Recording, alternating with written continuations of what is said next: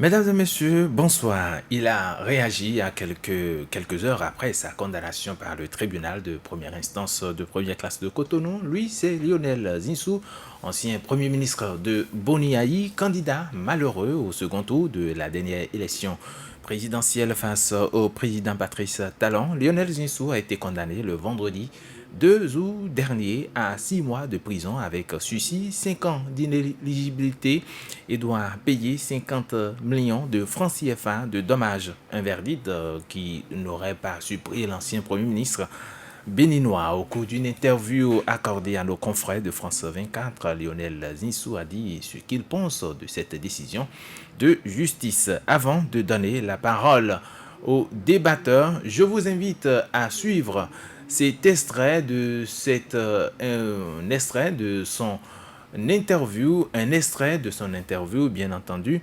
Nous allons suivre l'extrait avant donc de revenir ici en plateau pour déchiffrer ce qu'a dit l'ancien ministre ou l'ancien premier ministre de Boniaï.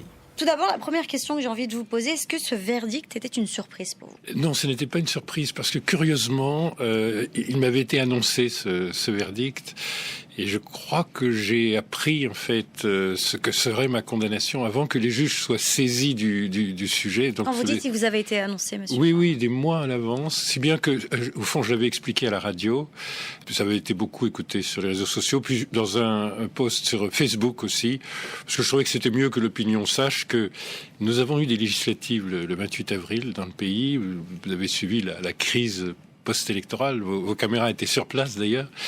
Et elle n'avait pas d'opposition présente, autorisée à présenter des listes. Et de façon très claire, il n'y aura pas non plus des élections présidentielles en 2021 dans lesquelles les candidats qui sont vraisemblables, même si aucun ne s'est déclaré, surtout pas moi d'ailleurs, mais au fond, les candidats potentiels ne seront probablement pas autorisés à se présenter contre le président. Et donc, c'est un peu la même logique qui prévaut. Il fallait, d'une façon ou d'une autre, me rendre inéligible. On a cherché un sujet judiciaire et on l'a fait. Non, mes avocats y étaient présents et le tribunal avait accepté que mes avocats soient présents. Soient présents pour vous, mais est-ce que vous ne vous êtes pas rendu à votre procès par crainte d'être arrêté au Bénin? Je voulais, au Bénin aujourd'hui, malheureusement, il n'y a pas du tout que Lionel Zinsou. Il y a quand même beaucoup de gens qui, s'ils ont des opinions un peu divergentes ou bousculent quelques intérêts, n'ont pas énormément de sécurité. Donc, c'était peut-être plus raisonnable de constituer mes avocats. C'est un oui, et qu'ils me représentent. Zinsou, c'est ça. C'était plus raisonnable. Je ne dirais pas que j'avais une crainte en particulier, parce que vous savez, à mon âge, on n'a pas, et dans ma situation, on n'a pas vraiment de crainte. Mais au fond, c'était peut-être plus sage. Non, mais vous savez, j'étais d'ailleurs pas en France au moment de la première audience parce que je travaille dans toute l'Afrique. En fait, il se trouve que mon métier, qui est de conseiller les gouvernements et les entreprises, mon métier de banquier d'affaires, il m'appelle d'un bout à l'autre de l'Afrique. C'est très satisfaisant. Et en travaillant pour l'Afrique, je travaille aussi comme ça pour mon pays. Monsieur Zinsou, Sébastien Javon, qui est arrivé 3e à la présidentielle de 2016, a été condamné à 20 ans de prison dans une affaire de trafic de cocaïne. L'ancien président Boniaï est aujourd'hui exilé au Togo, officiellement pour recevoir des soins. Vous êtes désormais, vous, en France, vous qui êtes franco-béninois. Comment vous jugez aujourd'hui la situation au Bénin pour les opposants ? Écoutez, c'est très frappant parce qu'on a vécu 30 ans de vraie construction de la règle de droit. On a été premier dans la liberté de la presse, au fond toutes les libertés publiques. 30 ans de renouveau démocratique. On fait partie des très rares pays qui là viennent de régresser. Notre pays connaît en matière de liberté publique et de droits sociaux aussi des travailleurs. Vous voyez, peut-être plus important encore que les exils que vous venez d'évoquer.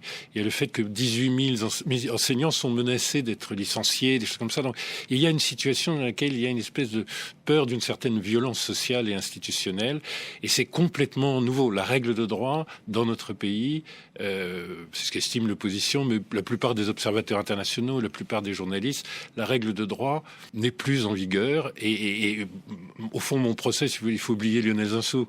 Ce qui est intéressant, c'est de voir que la population est soumise à cette régression des libertés et qu'elle a répondu d'une façon magnifique qui cause une fierté immense parce que devant des élections législatives, on venait de supprimer l'opposition, ce que franchement on ne fait plus, qu'il y a peut-être 2 pays au monde encore où on fait ça, et elle a, cette population, officiellement boycottée à 73%, peut-être plus près de 85% ces élections. Ça veut dire combien le peuple est expert et l'opinion s'est exprimée. Ça, c'est très important. C'est plus important qu'une situation anecdotique comme la mienne. Moi, je serais inéligible, donc je ne participerai pas à la présidentielle. Oui, mais pourtant, vous représentez, vous êtes la principale force d'opposition et vous êtes arrivé deuxième à la présidentielle. Ce que j'aimerais savoir, c'est que comment vous expliquez ce recul en l'espace de quelques mois pour le président en poste?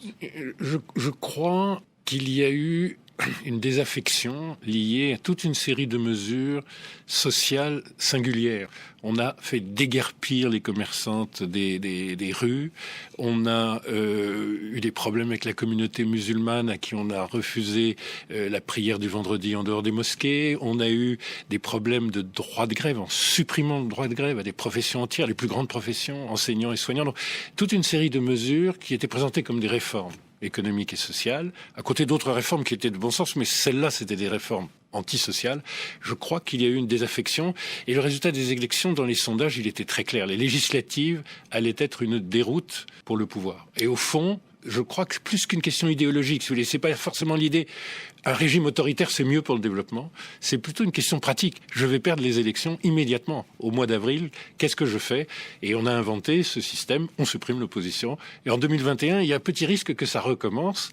Et malheureusement, d'ici là et après une telle élection en 2021, on risque d'avoir les mêmes réactions de la population. À l'instant, Lionel Zinsou, ancien Premier ministre de Boni-Yayi, au micro de nos confrères de France 24, Saturnin Djossou. Vous avez suivi Lionel Zinsou, a écouté l'ancien Premier ministre. Il a développé tout au long de cette interview la thèse du complot. La thèse du complot, est-ce qu'il faut dire d'office ça ou la thèse de l'exclusion? Parce qu'à l'écouter, ce n'est qu'un plan qui est en exécution, un plan qui avait prévu s'attaquer à lui. Il a dit quelque part que des mois déjà, on lui avait annoncé qu'il serait poursuivi et qu'il serait condamné à ce nombre, en tout cas d'années d'inéligibilité. Il y aurait ce chiffre-là qui tournerait dans ce qu'il y aurait comme verdict et que ça n'a pas raté. Et cela rejoint un peu ce que disent déjà les observateurs de ce que nous vivons au Bénin. Depuis le lendemain de la présidentielle de 2016. Avant cette élection, beaucoup disaient déjà avant le deuxième tour surtout que la première personne à qui le pouvoir qui s'installe va s'en prendre sera Sébastien Germain Adjavon. Ça n'a pas raté. Dans l'ordre de ceux qui ont participé à cette présidentielle, Sébastien Germain Adjavon est arrivé troisième. C'est le premier dont Patrice Talon, le gouvernement, la justice béninoise a cru devoir s'occuper avant de s'attaquer à d'autres personnes selon les positions qu'elles occupent et les obstacles qu'elles pourraient constituer ces positions-là au pouvoir en place. Il n'est pas homme politique a priori, Laurent Métognon. Lui, il s'est retrouvé également sur la liste. Peut-être parce que, sans être homme politique, il opine sur la gouvernance des régimes qui se sont succédés. On sait comment il s'est illustré sous Boni-Yayi en dénonçant tout ce qui se passait du côté du ministère de l'économie et des finances. Il a repris service sous le gouvernement actuel en dénonçant les dérives, les signatures de marché gré à gré, les sociétés qui se créent, les sociétés qui sont proches de X ou de Y. Quand on a voulu le prendre, lui, ce n'était pas une affaire politique, on est retourné dans une affaire de gestion. Donc, je pense comme Lionel Zinsou que ce qui est en train de se passer, c'est un plan d'exclusion. Vous inscrivez également cette condamnation dans un plan qui n'est certainement pas une suite judiciaire, mais peut-être qui aurait une connotation politique. En écoutant la défense, je dirais, dans ce dossier, vous entendrez des éléments qui ne vous sont pas étrangers. Quand on vous dit qu'on a accusé quelqu'un de faux et qu'on n'a pas produit un document pouvant attester le faux dont on accuse l'autre, on n'a même pas pu produire un document pour l'attester. Quand l'autre vous dit qu'on dit dépassement de compte de campagne, alors que lui, candidat Lionel Zinsou, n'en a pas déposé, il a dit par ailleurs que des partis qui l'ont porté ont eu entre-temps à déposer un compte de campagne, que lui, en voulant déposer, ça n'a pas été reçu. Le compte qu'il a voulu, le bilan qu'il a voulu déposer n'a pas été reçu. Et que dans ces conditions, il n'y a pas eu de plainte de la Cour suprême, la Chambre des comptes de la Cour suprême. Il n'y a pas eu de plainte. Et pourtant, le tribunal a connu ce dossier, alors qu'il a dit que c'est de la Cour suprême que devrait partir une plainte. Ça n'a pas été le cas. Autant d'éléments qui ne sont pas nouveaux. Dans ce qu'on reproche aux différentes accusations contre X et Y des personnes qui généreraient des intérêts en face du pouvoir. Joël Tchogwe, l'ancien premier ministre de Boni-Yayi, dit être déjà au courant de sa condamnation du verdict, plusieurs mois avant même qu'on ouvre le dossier. Est-ce que vous n'êtes pas surpris qu'un candidat ou un ancien candidat à l'élection présidentielle parle de la sorte à l'international, nous, de notre justice?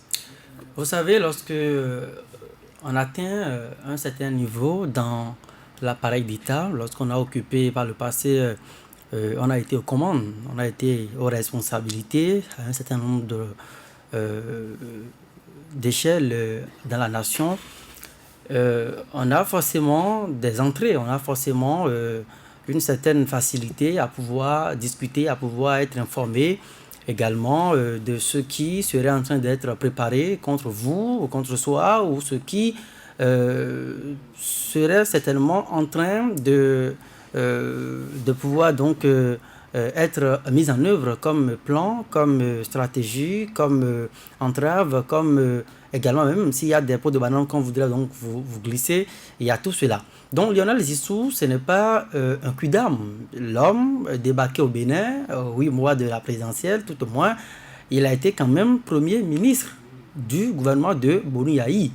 Et en dépit de tout ce qu'on a pu dire de l'homme lorsqu'il était encore au pays, il était encore aux responsabilités, en dépit de tout ceci, on ne peut pas dire qu'il ne s'est pas fait des amis de l'intérieur du pays.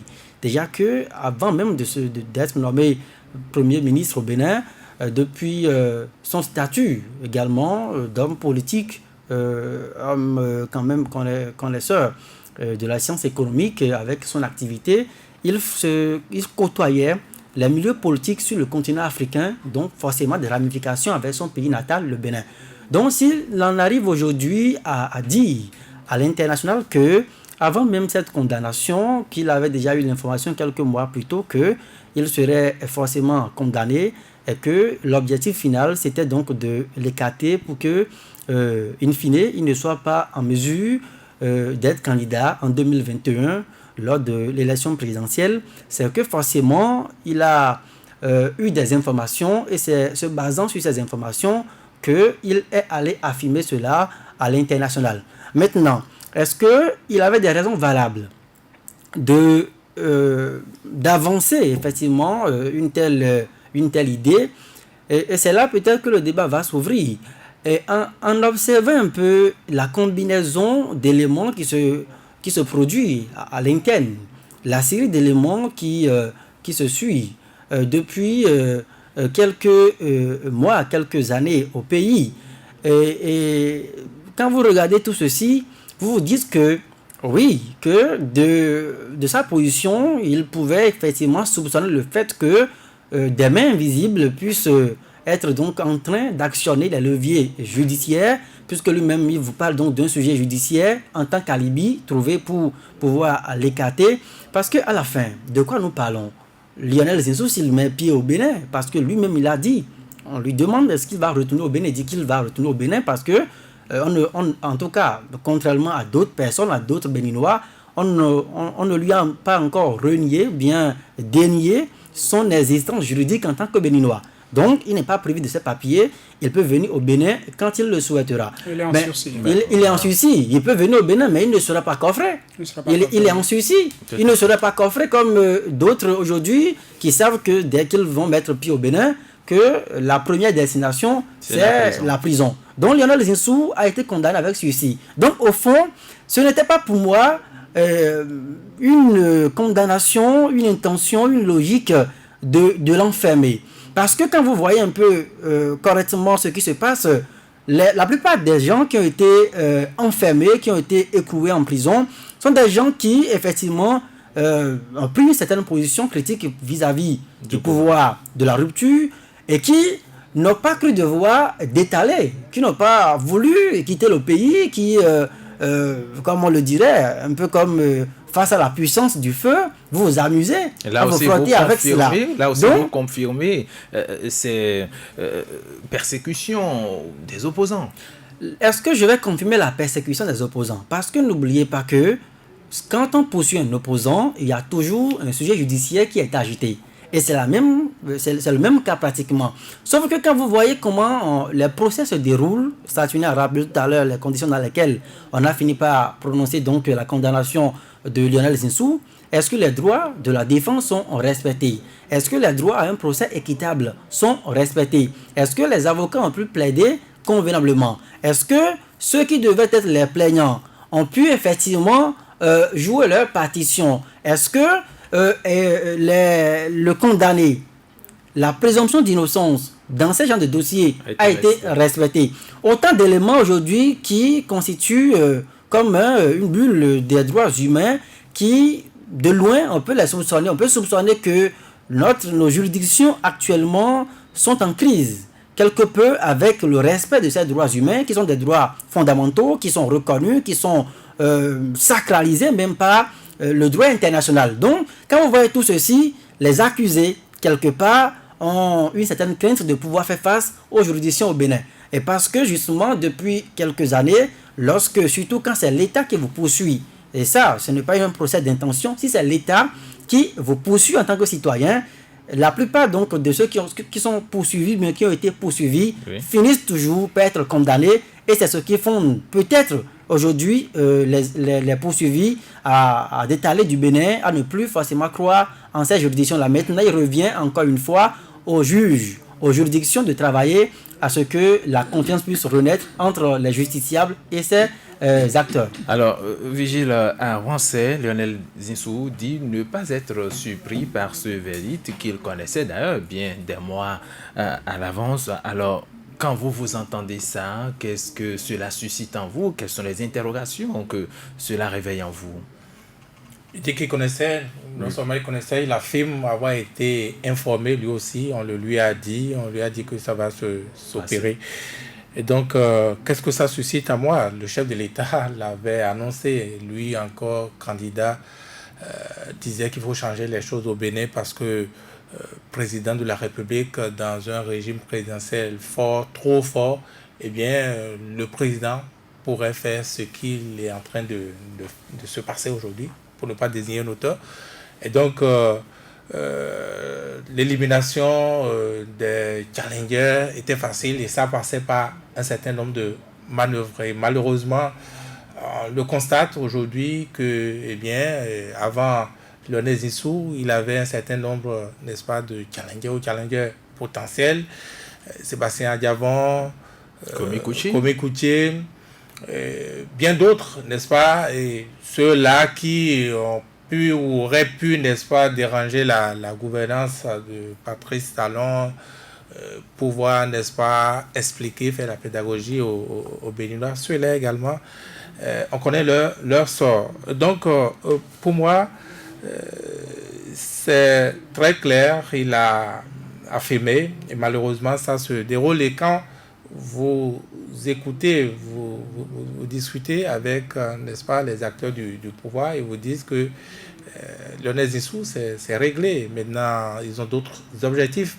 Et c'est peut-être là que ceux qui ne croiraient pas ou ne comprendraient pas très simplement les choses, c'est là où on verrait vraiment si, eh bien, c'est comme un plan qui est déroulé et donc on l'illustrerait mieux à travers donc ces personnes-là qui pourraient être les jours à venir dérangées ou voilà, avoir maille à partie avec la justice pour telle ou telle raison, avec ce statut de potentiel candidat à la présidentielle. Vous savez, pour revenir, n'est-ce pas, à ceux dont est accusé Lionel Zinsou, oui. Ce n'est pas pour le défendre. Moi, de ma position, n'est-ce pas, je ne me trouverais même pas en train de défendre, n'est-ce pas, ces genres de choses. Tout le monde sait au Bénin que personne ne respecte les 2 milliards 500 millions. Personne ne respecte. Ça a commencé par le pouvoir en place, le candidat Patrice Talon. Moi, je vais vous donner ne serait-ce Vous qu'un seul élément. vous n'avez pas les preuves. Je vais vous donner une preuve. Je vais vous donner une preuve. Il a circulé. Non, il n'a pas circulé seulement. Il a eu cette réunion à Adjina. Quand je dis Adjina, vous voyez où je vais. Au domicile de Maître Adrien Humbedi, où il a été distribué aux militants du parti de renouveau démocratique. Au plus fort de la querelle entre Adrien Humbedi et le président actuel, alors candidat, cherchant le soutien de Adrien Humbedi, il a circulé ce papier-là qui a été distribué aux militants du PRD. Et de quel papier il s'agissait? Il s'agissait, n'est-ce pas, d'un papier d'engagement, de contrat entre le candidat et Adrien Humbedi, comme quoi il avait 2 milliards pour Adrien Humbedi lui-même et il avait 2 milliards pour le parti. J'ai dit 2 milliards fois 2, ça fait 4 milliards tout de même. 4 milliards, donc vous comprenez ça. On a encore dépassé déjà on a déjà dépassé le seuil de 2 milliards 5, voilà. Par exemple. Ça, par exemple. Lionel Zinsou, oui, Lionel Zinsou, candidat à la présidentielle, on connaît désormais cette affaire de 15 milliards de francs CFA, n'est-ce pas, avec Ebomaf, n'est-ce pas, le promoteur de Ebomaf. Tout à fait. Ça, c'est une réalité qui a existé. C'était dans le cadre des élections. 15 milliards de francs CFA, ça a été dépensé où, dans quoi? Et je ne citerai pas les autres candidats. Donc tout le monde sait que c'est d'abord dans l'hypocrisie, n'est-ce pas, qu'on navigue par rapport aux dépenses des campagnes au Bénin.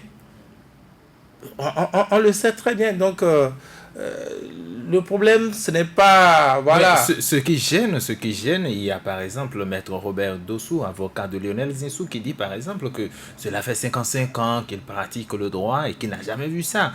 Il n'y avait aucun élément constitutif de preuve dans ce dossier. Et tout à l'heure, Saturnin Dossou l'a rappelé. Donc, dans ce cas, on ne pouvait quand même pas prononcer une fois encore ce verdict-là à l'encontre de... Non, vous avez pleinement raison. Vous savez... D'abord, pour la gouverne des auditeurs, ce n'est pas le tribunal de première instance qui s'occupe, n'est-ce pas, de dépassement de comptes de campagne. Il s'agit de la Chambre des comptes de la Cour suprême. C'est la Chambre des comptes qui s'en occupe et dans un délai bien déterminé. La Chambre des comptes n'a pas réagi, les comptes étaient bons. Enfin, même si Lionel Zinsou dit que ce n'est pas lui-même qui personnellement est allé déposer ces comptes-là, que quand lui il est parti déposer les comptes, quelqu'un d'autre avait déposé à sa place. Est-ce que le plan avait déjà commencé en ce temps-là? Je n'en sais rien. Ce qui est sûr, la Chambre des comptes a trouvé que le compte ou les comptes étaient bons. Mais 2 ans après, voilà, ça surgit de la Cour suprême, du tribunal de première instance. Est-ce que la Chambre des comptes s'en est plainte? Ça aurait été aussi ahurissant que, voilà, c'est pas bon pour parler ainsi. Voilà, donc, non.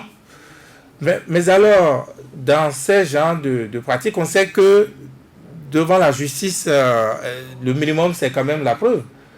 La preuve est en cette matière, quand deux parties sont en conflit de cette manière-là, ce que les avocats demandent n'est pas de trop, c'est la pratique.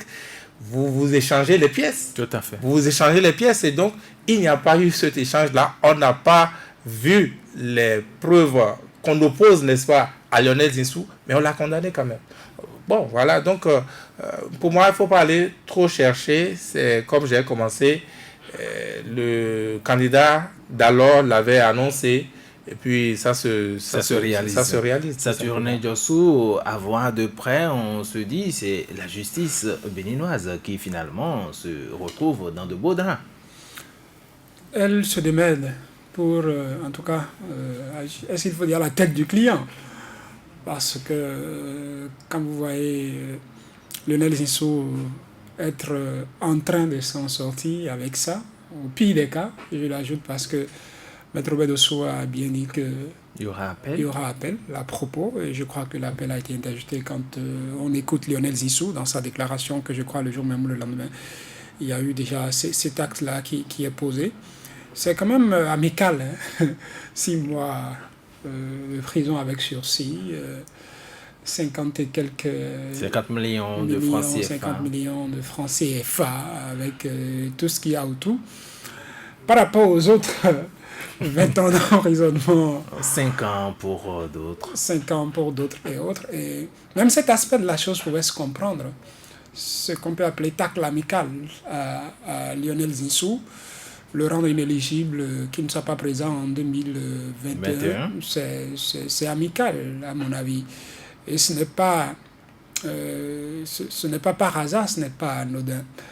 Avoir l'homme, Lionel Zissou, c'est pas, comme le dirait en langue locale chez moi, un petit oiseau. Si vous décidez d'enfermer Lionel Zissou chez vous, c'est que vous avez à dos toute la diplomatie française, pour ne pas dire le gouvernement français en lui-même. Vous connaissez le passé de l'homme. On vous parlera de lui, entre autres, en tant que plume d'un certain Laurent Fabius, qu'on ne présente plus. Vous connaissez son amitié avec le président français Emmanuel Macron, avec qui il a fait entre autres la Banque Rothschild et compagnie. Et quand on dit ça, allez-y voir ce que c'est. Donc, Lionel Zissou n'est pas n'importe quel Béninois. Il est né en France, il n'est pas que né seulement en France. Il a fait son parcours, en tout cas sa célébrité a été bâtie, je dirais, de là-bas. Il est dans le milieu non seulement des affaires, mais dans le milieu politique. Et c'est ce qui justifie pour vous ce verdict. Avant Emmanuel Macron, François Hollande, il a toujours été des gouvernements, je dirais, français, d'une manière ou d'une autre. Et on ne décide pas d'enfermer celui-là, sans craindre les conséquences que cela pourrait avoir. Patrice Talon sait qu'il a beau avoir la volonté de mettre Lionel Zissou quelque part en cage, il y aura cette pression qu'il va recevoir et il ne va pas s'en sortir facilement.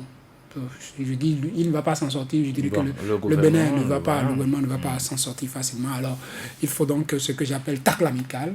6 mois quand même d'emprisonnement avec sursis. Lui permettre de continuer à circuler dans les pays sans qu'on le dise, il y a un mandat d'arrêt international qui a été émis contre lui et qu'on lui cause des ennuis. Il reste libre de ce moment, il continue. Mais néanmoins, l'objectif poursuivi au pays, l'écarter du pouvoir ou de cette probabilité d'être candidat en 2021, on poursuit cet objectif et on cherche à l'atteindre. On pourrait faire autrement. Au lieu de dire dépassement de fonds de campagne, on pouvait dire on va auditer sa gestion à la primature et on pouvait trouver quelque chose à lui coller. Ce serait diffamant à mon avis. Donc toujours ceci sentir en quelque sorte avec une part qui pourra gérer et maintenir son mouvement en circulant. Et vous demandiez. Oui, si vous ne voyez pas, par exemple, que cette justice-là, puisque la question a été posée à Lionel Zissou, est-ce qu'il avait peur de revenir au pays? Il avait peur d'être enfermé ou qu'est-ce qui a justifié son absence ce jour au procès? Il a dit qu'il n'a pas peur. Donc, est-ce que vous ne voyez pas aujourd'hui que c'est quand même la peur qui a motivé cette absence-là de Lionel Zissou? Il l'a dit de façon diplomatique. Il a dit que c'était plus sage de rester loin, de se faire représenter par ses avocats. Il voudrait pas prendre de risques inutiles. Imaginez, lui, le parcours, le voir malmené ici et peut-être jeté en prison. Je ne sais pas s'il va supporter les conditions de séjour en prison au Bénin, à moins qu'on aménage pour lui une cellule VIP qui lui permette quand même de rester. Mais c'est un trop gros client pour les prisons béninoises vis-à-vis des intérêts de la France aussi. La justice béninoise, on sait, et c'est parfois malheureux quand vous discutez avec des hommes de droit qui vous disent eux-mêmes, des avocats par exemple, de personnes vraiment imbibées de ces questions, vous dire que vous ne pouvez pas compter sur la justice si vous amenez devant cette justice tel ou tel autre problème. On vous le dit avant même que vous n'alliez loin. C'est qu'on vous dit que c'est perdu d'avance, avant même que vous n'entamiez. On sait que la justice aujourd'hui est devenue un instrument que le pouvoir s'est approprié pour atteindre ses objectifs. et l'utilise à chaque fois, depuis que Patrice Talon est là, je ne sais quel dossier il y a eu devant la justice dans lequel on a quelqu'un qui s'oppose au gouvernement et la personne a eu à gagner. Je n'en trouve pas. Le cas ou l'un des rares cas qu'on pourrait citer, c'est peut-être la Nouvelle Tribune, qui n'est pas encore sorti de cette auberge-là. Donc la justice est devenue cet instrument qu'on utilise pour atteindre ses objectifs. Tout le monde en est, je ne dirais pas, plus que persuadé, convaincu. Et on préfère dire, si vous allez dans tel autre dossier, ce sera si vous allez dans tel autre dossier, ce sera ça. Et nous évoluons dedans jusqu'à ce qu'on trouve le mécanisme de s'en sortir. Donc c'est clair, hein, un peu comme le disait Lionel Zinsou, l'objectif est clair et entre en résonance avec les affaires qui se succèdent ces derniers mois. Il s'agit de rendre inéligibles tous ceux qui seraient susceptibles d'être des concurrents à Patrice Talon. C'est dit donc que le chef de l'État prépare sa réélection en 2021. On pourrait... De toutes les façons, lui-même il avait déjà dit le 8 avril 2017, quelques jours seulement après le rejet de son premier projet, pour ne pas dire son unique projet de révision de la Constitution, que désormais le temps était son allié et qu'il l'avisera et qu'il attendrait calmement que l'environnement institutionnel soit donc approprié pour agir. Et j'ai bien l'impression que quand Patrice Talon prononçait ces phrases en avril 2017, certainement, les opposants étaient encore dans l'extase, étaient encore dans la joie, dans l'allégresse pour avoir réussi à déjouer, à faire échouer ce projet de révision de la Constitution sans pour autant prendre de la hauteur et commettre des experts en décryptage donc, de discours pour essayer donc d'appréhender la psychologie de l'homme qui s'exprimait en avril 2017, certainement la mort dans l'âme, faisant l'effort d'amortir le choc lié à l'échec de sa révision de la Constitution, parce que vous savez tout l'intérêt que Patrice Talon y portait, toute l'énergie qu'il avait investie pour pouvoir faire passer cette grande réforme qui était pour moi la pierre angulaire, le cœur même de sa gouvernance. Là, il échoue et il dit « J'attends calmement le temps mon allié, puis j'aviserai ». Et dans ce « j'aviserai », nous voyons désormais tout ce qui se passe. Vous voyez, finalement, nous avons eu les élections législatives qui ont été organisées sans les partis de l'opposition. On peut faire toujours le débat sur les impédimenta qui ont parsemé donc le chemin. Finalement, l'élection a lieu sans les partis de l'opposition et tout le monde sait, Lionel Zinsou vous l'a dit, que si l'élection était organisée avec la présence des partis de l'opposition, ça aurait été une déroute absolue pour le pouvoir. Et les opposants ont été écartés, exclus de ce processus-là. Et qu'est-ce qui a suivi? C'est des ennuis judiciaires, des condamnations, des potentiels challengers, des potentiels candidats. L'ancien chef d'État Boni Yayi aujourd'hui, après sa séquestration pendant une cinquantaine de jours, a rejoint donc, je ne dirais pas, un peu pour m'abuser, ses amis exilés en France ou dans un pays. Aujourd'hui, c'est l'omerta totale autour de la destination de Boni Yayi. De toutes les façons, il n'est pas au pays. Lionel Zinsou, qui est également condamné, peut-être, ça tu ne parles de l'attaque amicale, mais je vais vous dire, certainement qu'on ne voyait plus en ce personnage quelqu'un qui avait encore forcément l'envie de revenir au pays pour pouvoir mener donc la bataille. C'est pourquoi certainement, au-delà donc de ce qu'il est un gros client pour les prisons au Bénin, on a dû certainement lui concéder cette faveur. Alors, en 2021, nous allons nous retrouver, si la dynamique actuelle continue, nous allons nous retrouver dans un système où le jeu politique sera uniquement concentré, encore une fois, dans les mains des soutiens du régime. À défaut de retrouver Patrice Talon lui-même se présenter en 2021, encore qu'actuellement, les éléments que nous observons plaident plus en cette faveur, plaident plus en cette analyse-là que on voit quelqu'un, et je l'ai toujours dit, vous savez, pour les régimes, il y a ce qu'on appelle la philosophie d'un système politique. Et dans cette philosophie d'un système politique, vous voyez que l'homme qui gère, qui a donc les leviers en main, il ne bouge pas forcément les pions. Et je vais vous donner un exemple. Depuis que Patrice Talon a pris le pouvoir, par exemple depuis 3 ans, si ce n'est pas un ou deux ministres qui ont été épinglés dans des affaires de corruption, qui ont été débarqués du gouvernement, vous ne voyez pas jusqu'à présent un remaniement ministériel. L'opposé donc d'un certain Boni Yayi qui, chaque 6 mois, chaque 1 an, chaque 2 ans, renouvelait donc son gouvernement. Et même à la tête donc des directions stratégiques dans le pays, c'est les mêmes qui ont été nommés depuis 3 ans, qui continuent donc d'occuper les postes. Donc, dans la philosophie donc, du système politique, la plupart du temps, ce sont donc des hommes de pouvoir qui pensent à installer un système, qui pensent à fidéliser les soutiens, qui pensent à se construire autour de soi une forteresse pour pouvoir aller au combat et asseoir, régner en maître uniquement pendant un long moment. Ce sont uniquement dans ces genres de régime que nous voyons ce modèle de gouvernance être donc imprimé. Et quand je regarde tout ceci, j'ai bien peur que en 2021, le javisol donc du chef de l'État ne soit concrétisé et que en 2021 sa candidature soit donc plus probable pour moi. Maintenant, on peut également espérer que, ou bien assister à un autre schéma où un dauphin de Patrice Talon pourrait se présenter et auquel cas, si c'est comme ça, il va donc le soutenir et en absence d'une opposition qui pour le moment peine à vivre.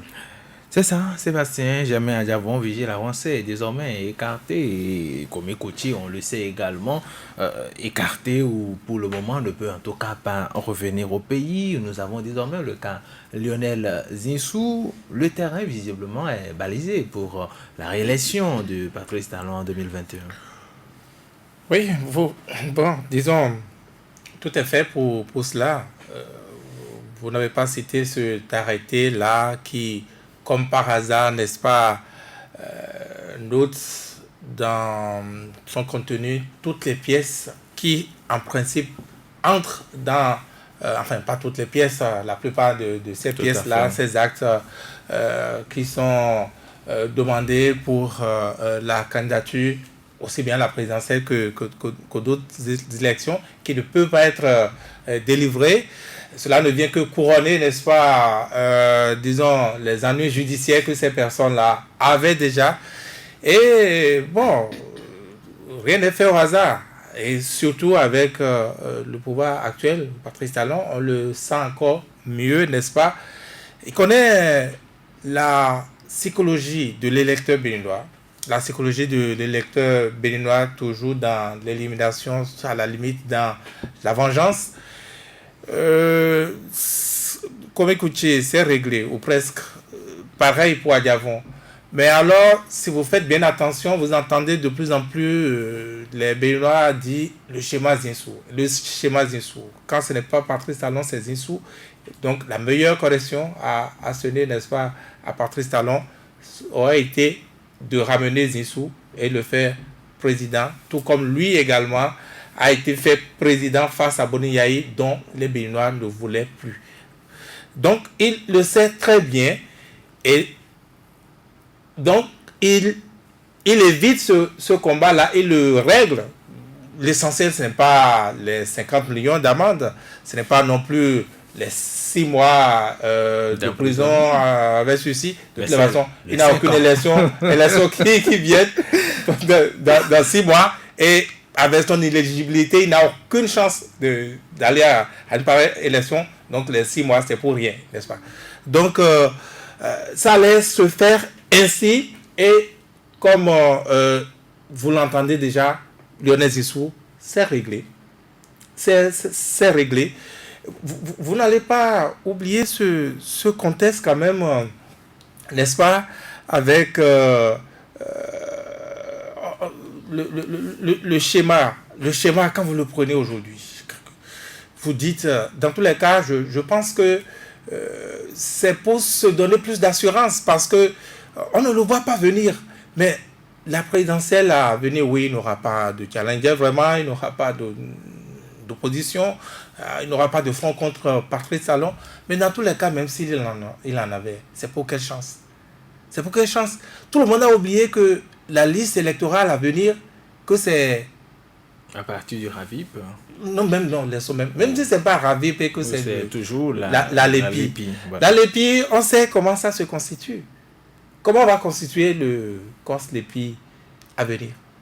Avec bloc républicain contre Union progressiste pour représenter les intérêts de l'USL, pour veiller sur les intérêts du FCBE, pour veiller sur les intérêts de je sais quel candidat.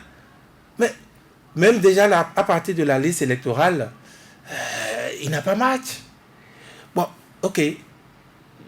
Qui peut compter? On peut compter sur la Cour constitutionnelle. Les candidats de l'opposition peuvent-ils compter sur la Cour constitutionnelle? Sur la Sénat qui a arrangé leurs affaires pour les législatives passées? Ah non, j'oublie. Le ministère de l'Intérieur, je sais pas, le terrain, on en est là. On en est là aujourd'hui. Donc, pour moi, oui. Et ce n'est pas pour rien si le chef de l'État ne s'empresse pas, n'est-ce pas, d'aller au dialogue, ne reconnaît pas la crise. Parce que aller à un dialogue, c'est mettre tous ces sujets sur la table. C'est remettre tout le plan en cause. Et donc, avant 2021, il n'y aura pas véritablement de dialogue. Il n'y aura rien du genre de peur de remettre en cause tout ça. Donc, aujourd'hui, je ne sais pas, même Lionel Zinsou, c'est comme je disais, pour mieux se mettre en sécurité, sinon, il n'y a pas grand-chose.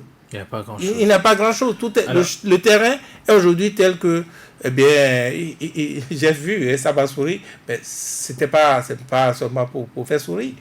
Ce bulletin, n'est-ce pas, au second tour, circulé sur les réseaux sociaux ce week-end où on a vu 2 candidats, et c'était qui? C'était Patrice Talon contre Patrice Talon, je sais, voilà. Donc c'est exactement ça aujourd'hui le schéma. Vous savez, si vous prenez sur les FM, nous parlons, nous faisons des analyses. Si demain, il se fait que dans le plan, n'est-ce pas? Il faut parler de quel plan? Écoutez, en tout cas, dans tout ce qui se déroule. Pourquoi le mot plan vous fait peur? Plan, vous avez commencé par voir ça d'abord en mathématiques au collège. Mais je sais pas. Donc, si dans tout ce qui se déroule, Soleil FM, on voit que il faut mettre en parenthèse. On mettra en parenthèse. Rien ne résiste. Il n'a que, comme sur ce bulletin de vote aujourd'hui, il a que ce schéma au Bénin. Abouya Rebo, le nom du... Bon, donc, moi, je sais pas, on en est là. Bon, ceux qui savent prier Dieu. Ça tenait dessous. Non, en fait, quand j'écoute Virgile Louis, je le vois exprimer... Non, sinon faire son analyse, je ne parlerai de cette crainte quand il parle de liste électorale permanente informatisée. C'est l'autre niveau collatéral de contrôle de ce qui pourrait se passer en 2021. Mais le gouvernement actuel ne se contente pas forcément, ou a priori directement, des intermédiaires comme COS LEPI qui va contrôler. Parce que là, encore, les choses peuvent vous échapper. Vous ne pouvez pas jurer sur ceux-là que vous mettez, vous décidez de mettre ou d'exclure de la liste électorale. Selon quel texte vous allez mettre? Si tant est que vous décidiez de le faire, je dis les choses ainsi.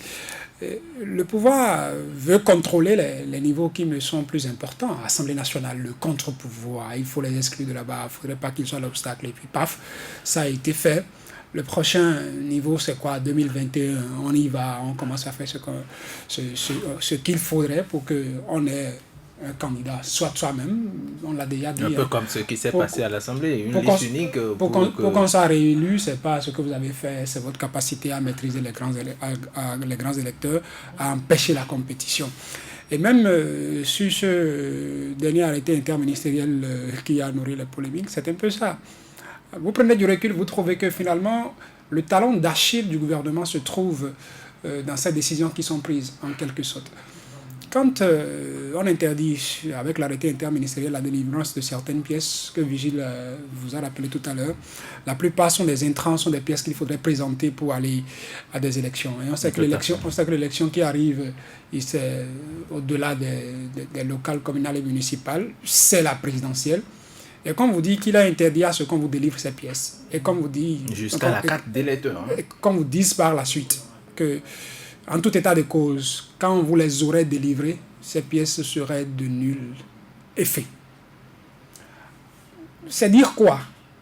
Est-ce que le gouvernement qui a pris cet arrêté ministériel est l'instance qui juge de la validité des pièces que vous fournissez pour aller à une élection?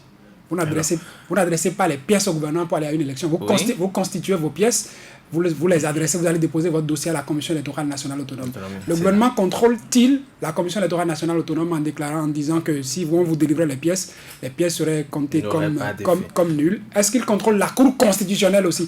Donc moi je parle de talon d'Achille parce que rien dans cette décision on dit par là que il y a une mixtion. Si vous l'avez ce document, si vous l'amenez à la Cour constitutionnelle, on vous dira que ça n'est pas valable. Vous l'amenez à la Commission électorale nationale autonome, on vous dira que c'est pas valable. Joël Tchogwe, c'est un peu le talon d'Achille de cette décision, quoi. On avoue ça même qu'on contrôle toutes les institutions. Non, moi je pense que la Sénat a raté une occasion pour se révéler vraiment être une Sénat au service de la nation.